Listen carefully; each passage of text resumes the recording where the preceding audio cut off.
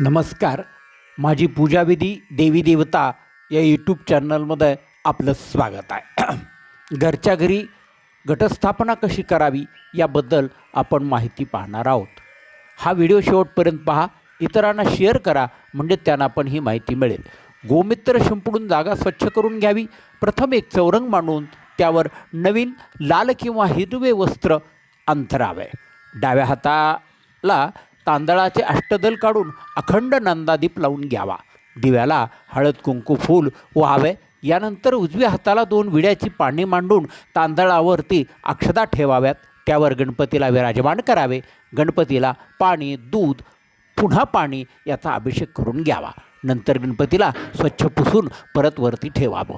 गणपतीला हळद कुंकू अक्षदा फुलं दुर्वा वाहून गणपतीची यथासांग पूजा करावी व गणपतीला नमस्कार करावा. यानंतर दुर्गा मातेची पूजा करावी. देवीला ताटात घेऊन पाण्याने देवीला स्नान घालावे. नंतर देवीला पंचामृताने स्नान घालावे. यानंतर देवीला शुद्ध पाण्यानं पुन्हा स्नान घालावं. नंतर मूर्तीला स्वच्छ वस्त्राने पुसून देवी आसनावरती विराजमान करावी. देवीला वस्त्रमाळ अर्पण करावी. नंतर देवीला हळद कुंकू लावावे. अक्षदा व्हाव्यात. पुष्पमाला अर्पण करावी व जी उपलब्ध असतील ती फुलं व्हावीत.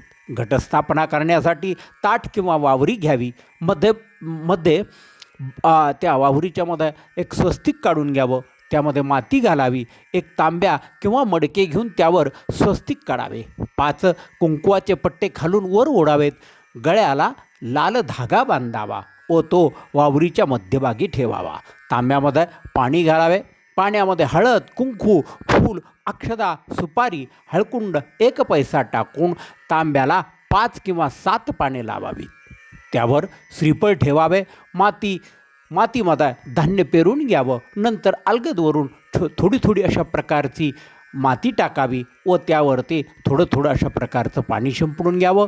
यानंतर देवीची खणा नारळानं ओटी भरून घ्यावी. यानंतर 9, 11, 21 अशी कुठल्याही पद्धतीची पहिल्या दिवसाची विड्याच्या पानाची माळ नारळापासून ते वरमंडपीपर्यंत बांधावी. नंतर देवीला उदबत्ती ओवाळावी. निरांजन दाखवावी. नैवेद्य समोर ठेवून त्याभोवती पाणी फिरवावे. देवीपुढे विडा ठेवावा. आरतीचं ताट करून देवीची आरती करावी व हात जोडून देवीची प्रार्थना करावी. स्वतःभोवती प्रदक्षिणा घालावी. अशा पद्धतीनं घटस्थापना करावी आणि या जगदंबेचा